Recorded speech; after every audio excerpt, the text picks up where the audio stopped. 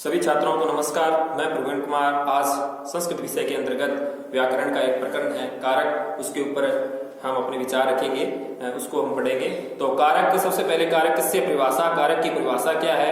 तो क्रिया जनकम कारकम, क्रिया का जो जनक है वो कारक होता है। क्रियाम करोति इति कारकम, क्रिया को करने वाला जो है वो कारक है।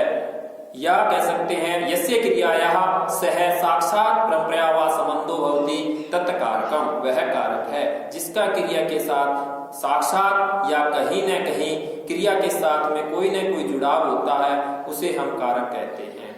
अब देखो आगे कारक कितने होते हैं? तो कारक 6 प्रकार के कारक होते हैं। कर्ता, कर्म, करण, संप्रदान, अपादान, अधिकरण।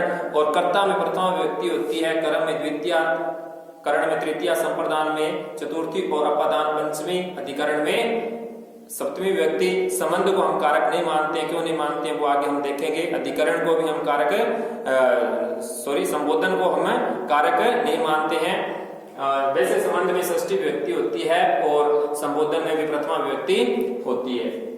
तो सबसे पहले अब देखते हैं इसके अंदर कर्ता कौन होता है? जो क्रिया को साक्षात रूप से करता है, करने वाला जो है वो क्या कहलाता है? कर्ता कहलाता है। कर्ता क्रिया को करने के लिए जिस वस्तु की सहायता लेता है, कर्ता जिस वस्तु की सहायता लेता है उसे हम करण कहते हैं। करण में तृतीय विभक्ति होती है। कर्ता क्रिया के द्वारा जिस वस्तु को सबसे ज्यादा चाहता है उसे हम कर्म कहते हैं। कर्म में द्वितीय विभक्ति होती है। उसके बाद में संप्रदान। तो कर्ता क्रिया के द्वारा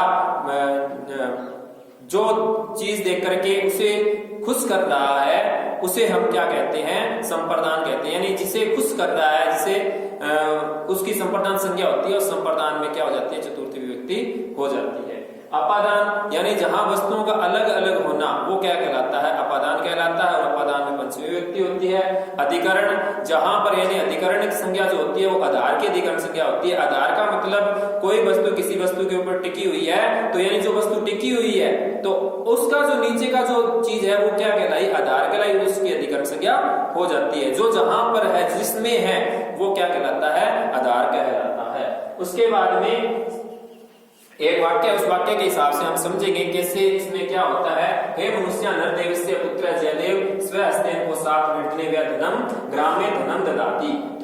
निर्धनेभ्यः ग्रामे धनम ददाति, यहाँ पे एक वाक्य है, इसके अंतर्गत देखेंगे हम क्रिया के साथ में कैसे संबंध होता है कैसे नहीं। यानी यहाँ ददाति, क्या ददाति, कौन देता है? तो यानी क्या है? जयदेव देता है। जयदेव देता है, क्या देता है? जयदेव देता है। तो यहाँ पे देने का काम कौन कर रहा है? जयदेव कर रहा है। यानी जो क्रिया को साक्षात रूप से कर रहा है वो कौन कर रहा है? जयदेव कर रहा है। तो यहाँ पे ये क्या हो गया? कर्ता हुआ। कर्ता में कौन सी विभक्ति हो गई?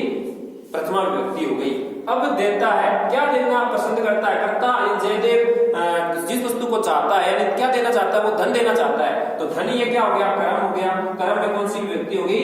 द्वितीया विभक्ति हो गई। उसके बाद में अब देखो, जयदेव धन तो देना चाहता है, वो किसके माध्यम से देना चाहता है? यानी वो क्या चीज, किसकी चीज की सहायता लेता है? वो अपने हाथों की सहायता लेता है। स्व हस्तेन, अपने हाथ से दे रहा है। तो ये क्या हो गया? करण हुआ। करण में कौन सी विभक्ति होती है? तृतीय विभक्ति होती है। यहाँ स्व हस्तेन का भी ददाति शब्द के साथ में संबंध है।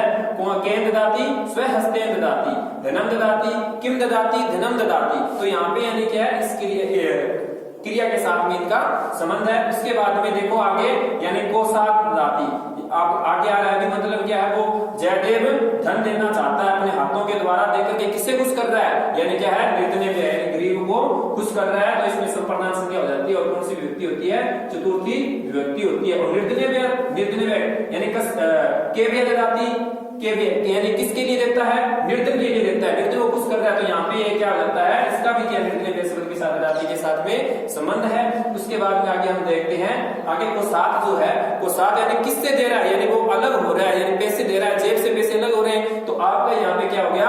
यानी को साथ ददाति, कस्मात् ददाति, यानी क्या है? ददाति का को साथ पद के साथ में यहाँ भी संबंध है। तो यहाँ पे पैसे अलग हो रहे हैं। तो यहाँ पे ये क्या हो गया? अपादान हुआ। और अपादान में कौन सी विभक्ति होती है? पंचमी विभक्ति होती है। उसके बाद में आगे देखो, अधिकरण, यानी आपको क्या है? कहाँ देना चाहता है? मैंने कहा यानी कोई वस्तु जिसमें है, यानी गांव में देना चाहता है। तो गांव यहाँ पे क्या हो गया? आपका आधार हुआ। और आधार में कौन सी होती है? यानी आधार धार की अधिकरण संज्ञा होती है और सप्तमी विभक्ति उसमें होती है, मैंने ये आपको बता दिया। उसके बाद में आगे हम देखते हैं, देखो नरदेवस्य। अब नरदेव जो है इसका ददाती के साथ में कहीं भी कोई लेना देना नहीं है, यानी नरदेव का पुत्र कार्य कर रहा है और उसके साथ में अन्य के साथ में इसका संबंध है, लेकिन यहाँ नरदेव का कोई संबंध नहीं है ददाती शब्द के साथ में। तो इसलिए क्या है, हम संबंध को क्या नहीं मानते हैं, कारक नहीं मानते हैं। और कारक में विशेष षष्ठी विभक्ति होती है, तो नरदेवस्य में शब्द में क्या हो गई, षष्ठी विभक्ति हो गई। आगे हे मनुष्य, जो ये मैंने एक पद लिखा है, हे मनुष्य, यानी वो किसी को संबोधित करके कह रहा है मनुष्य। नरदेव का जो पुत्र जयदेव है ना, वो अपने हाथों के द्वारा और कोष से निर्धन को जो गरीब है उसको क्या है, गांव में धन देता है, उसको खुश कर रहा है। तो अब यहाँ पे क्या है, मनुष्य भी जो पद है ये भी क्या है, ये संबोधन, और संबोधन में भी क्या है, संबोधन को हम कारक नहीं मानते, लेकिन इसमें प्रथमा विभक्ति होती है। थैंक यू, धन्यवाद।